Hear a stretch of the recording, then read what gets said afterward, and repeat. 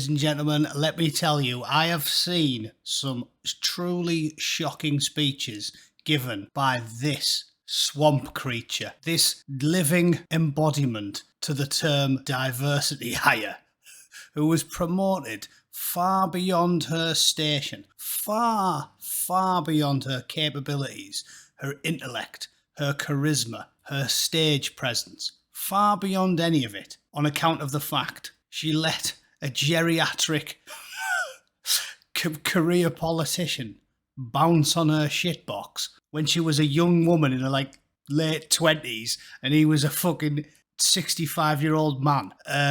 She slept away to where she got. That's why everybody calls her Kamala Sutra, right?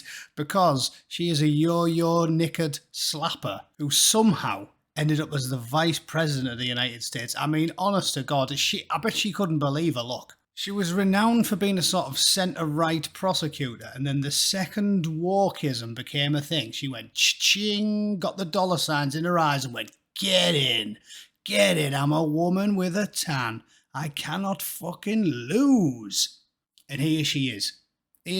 No talent, no skill, no charm. If you want to see an earlier video I made about it, I'll put the link in the description to the one I made of that cringe-inducing Disney video that they made of her, where she referred to herself, because she wrote it doubtless, as a divine leader. You know what I'm talking about. She joined a worldwide sisterhood and became part of a divine group of leaders. Yeah, that one. The divinely inspired Jesus wept. Well, it would be Jesus, wouldn't it? Because I don't think Jesus would think she was divinely inspired. I think he'd think she was a fucking idiot. But just listen to this speech. I heard this on Mark Stein's show on GB News today. Just listen to this. I mean, listen, guys. We're talking about the potential for war in Europe. I mean, let's really take a moment to understand the significance of what we're talking about.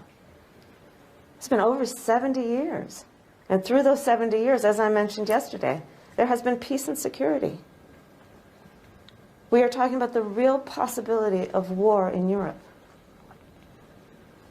So our position is for us very clear, which is as a leader, which we have been, bringing together the allies, working together around our collective and unified position, that we would all, not just prefer, we desire, we believe, it is in the best interest of all that there is a diplomatic end to this moment. Right. Have you ever heard such a pile of shite from a vice president in US history? And you can include them all. You know what that reminded me of? That reminded me of me when I was 13 and the teacher told me to read chapters 5, 6 and 7 of Lord of the Flies, and I didn't do it. And I was unlucky enough. You know what it's like when they're picking people. Matt, you sum up. Sum up those 3 chapters for me. And I remember I had to stand up and pure waffle came from between my lips. It was like, well, in the first chapter, you know, the boys were there and they knew they had to do something, and then they did, because there's no adults there, you know. And then they all got together and they decided on stuff, and they all came together, and then they had a response, and then on the island everything was all right, and then it wasn't, and then Piggy and Ralph. I mean, honest to God, it was cringeworthy. Starting the sentence with, yeah, guys, loads of big pauses, loads of eye rolls, and then togetherness and unity and repeating herself over and over again. What we've got to do is come together and unify and make a response and togetherness and lead and war in Europe.